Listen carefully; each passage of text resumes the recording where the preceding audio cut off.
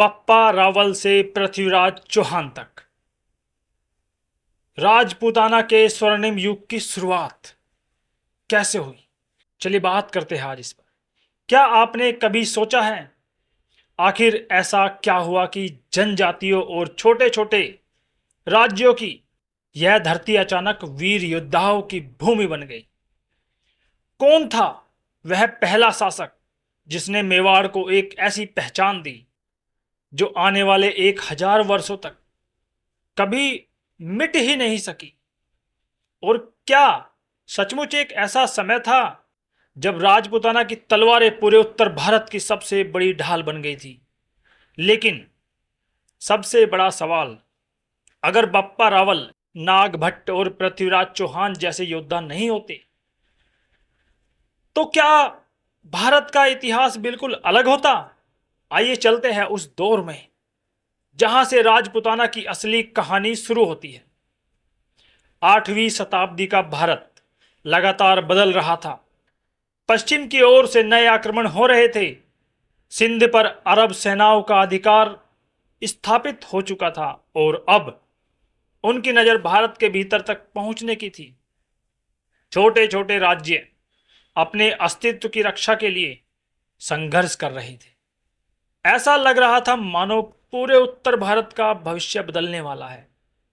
लेकिन ठीक इसी समय राजस्थान की अरावली पहाड़ियों के बीच एक नई शक्ति जन्म ले रही थी।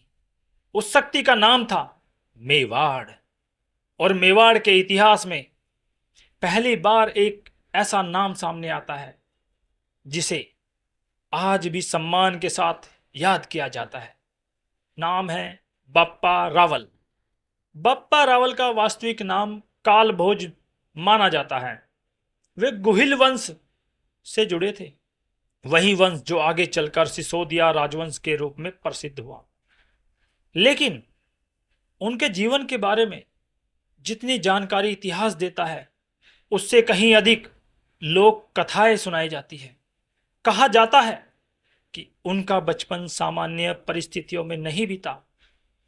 कुछ कथाओं में उनका पालन पोषण साधु संतों के संरक्षण में बताया गया है, तो कुछ में उन्हें भगवान एकलिंग जी का आशीर्वाद प्राप्त योद्धा कहा गया है।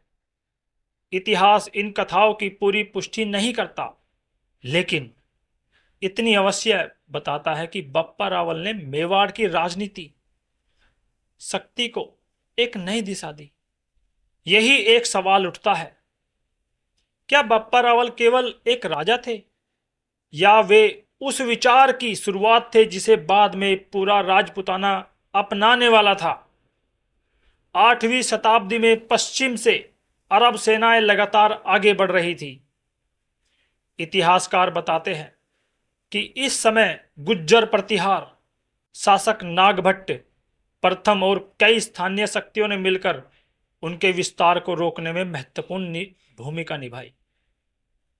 राजस्थान की लोक परंपराओं में बप्पा रावल का नाम भी इन संघर्षों से जुड़ा मिलता है। यद्यपि सभी विवरणों पर इतिहासकारों की एकमत राय नहीं है, लेकिन इतना स्पष्ट जरूर है कि इस काल में राजस्थान विदेशी विस्तार के विरुद्ध एक महत्वपूर्ण रक्षा क्षेत्र बन चुका था। जी हां, यहीं से मेवाड़ एक राज्य नहीं रहा, वह सम्मान, स्वतंत्रता और स्वाभिमान का प्रतीक बन गया। आने वाली पीढ़ियां इसी परंपरा को आगे बढ़ाने वाली थी। लेकिन इतिहास कभी एक स्थान पर नहीं रुकता। जैसे जैसे समय आगे बढ़ा, राजस्थान में नए राजवंश उभरने लगे। चौहान, परमार, सोलंकी और राठौड़ जैसे शक्तिशाली कुल अपने अपने क्षेत्रों में प्रभाव स्थापित करने लगे। छोटे किले अब विशाल दुर्गों में बदल रहे थे। व्यापार मार्ग सुरक्षित किए जा रहे थे। मंदिरों का निर्माण हो रहा था। राजपूताना केवल युद्ध भूमि नहीं बल्कि संस्कृति, स्थापत्य और प्रशासन का भी केंद्र बनता जा रहा था। इन्हीं बदलते वर्षों में अजमेर एक उभरती हुई शक्ति बनकर सामने आया। और फिर 12वीं शताब्दी में इतिहास ने एक बार फिर करवट ली। अजमेर के सिंहासन पर बैठा एक युवा शासक धीरे धीरे पूरे उत्तर भारत का सबसे शक्तिशाली राजा बन गया। उसका नाम था पृथ्वीराज चौहान। बचपन से ही असाधारण युद्ध कौशल, घुड़सवारी और धनुविद्या के लिए प्रसिद्ध, पृथ्वीराज ने कम आयु में ही शासन संभाल लिया। उनके नेतृत्व में चौहान साम्राज्य ने तेजी से विस्तार किया। अजमेर के साथ दिल्ली भी उनके प्रभाव में आ गई। वे केवल राजस्थान के नहीं बल्कि पूरे उत्तर भारत के सबसे प्रभावशाली शासकों में गिने जाने लगे। लेकिन इतिहास के सबसे बड़े संघर्ष अक्सर तब शुरू होते हैं जब दो महत्वाकांक्षाएं आमने सामने खड़ी हो जाती है। दूसरी तरफ अगर आप देखते हैं, अफगानिस्तान की दिशा से एक और शासक अपनी शक्ति बढ़ा रहा था। उसका नाम था मोहम्मद गोरी। उसका उद्देश्य केवल लूटपाट नहीं था, वह भारत में स्थायी शासन स्थापित करना चाहता था। लेकिन उसके सामने सबसे बड़ी दीवार बनकर खड़े थे पृथ्वीराज चौहान। और फिर आया सन 1900 और फिर उसके बाद आया सन 1191। हरियाणा का तराइन, दो सेनाएं आमने सामने थी। एक और राजपुताना का गौरव, दूसरी तरफ विदेशी विस्तार की महत्वाकांक्षा। पहला युद्ध शुरू हुआ और पृथ्वीराज चौहान ने गोरी की सेना को पराजित कर दिया। इतिहासकारों के अनुसार स्वयं मोहम्मद गोरी युद्ध भूमि में घायल हुए और किसी तरह बचकर निकल पाए। यह विजय केवल एक युद्ध की जीत नहीं थी, यह पूरे उत्तर भारत के लिए राहत का क्षण था। लेकिन यही इतिहास ने सबसे बड़ी गलती या शायद सबसे बड़ा मोड़ देखा। लोकप्रिय कथाओं में कहा जाता है कि पृथ्वीराज ने पराजित गोरी को जीवित जाने दिया। हालांकि समकालीन ऐतिहासिक स्रोत इस घटना का स्पष्ट प्रमाण नहीं देते हैं, इसीलिए इसे निश्चित ऐतिहासिक तथ्य नहीं माना जाता। फिर भी यह कथा सदियों से भारतीय लोक स्मृति का हिस्सा रही है। सिर्फ एक वर्ष बाद मोहम्मद गोरी पहले से कहीं बड़ी सेना, नई रणनीति और स्पष्ट लक्ष्य के साथ वापस लौटे।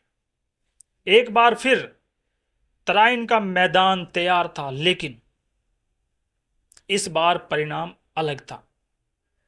साल 1192 का दूसरा तराइन युद्ध भारतीय इतिहास का निर्णायक मोड़ बन गया। पृथ्वीराज चौहान पराजित हुए और उत्तर भारत की राजनीतिक दिशा बदल गई। इसके बाद दिल्ली की सल्तनत की नींव मजबूत होने लगी और भारतीय इतिहास एक नए युग में प्रवेश कर गया। लेकिन क्या पृथ्वीराज चौहान की कहानी यहीं समाप्त हो जाती है? क्या सचमुच उन्होंने बंदी बनने के बाद शब्दभेदी बाण से मोहम्मद गोरी का वध किया था? यह कथा पृथ्वीराज रासों से और यहां मिलती भी है। भारतीय लोक परंपरा में अत्यंत प्रसिद्ध है, लेकिन अधिकांश आधुनिक इतिहासकार इसे प्रमाणित ऐतिहासिक घटना नहीं मानते। फिर भी इस कथा ने पृथ्वीराज को भारतीय जनमानस में अदम्य साहस और सम्मान के प्रतीक के रूप में अमर बना दिया। इतिहास में कुछ लोग अपनी जीत से नहीं, अपने संघर्ष से अमर होते हैं। जी हां दोस्तों, ये कहानी उस समय की है और पृथ्वीराज चौहान उन्हीं में से एक थे। लेकिन क्या राजपूताना की वीरता यहीं समाप्त हो गई? बिल्कुल नहीं। असल कहानी तो अब शुरू होने वाली थी। कुछ सदियों बाद मेवाड़ की धरती पर जन्म लेने वाला था एक ऐसा योद्धा जो दुनिया के सबसे शक्तिशाली साम्राज्य के सामने भी कभी झुका नहीं। एक ऐसा राजा जिसका नाम आज भी स्वाभिमान का पर्याय है। उनका नाम है महाराणा प्रताप। अगले अध्याय में हम जानेंगे मेवाड़ के स्वर्णिम युग, राणा कुंभा चित्तौड़ की गौरव गाथा और हल्दी घाटी के उस युद्ध की कहानी जिसने महाराणा प्रताप को अमर बना दिया। चलिए चलते अगले अध्याय। नमस्कार।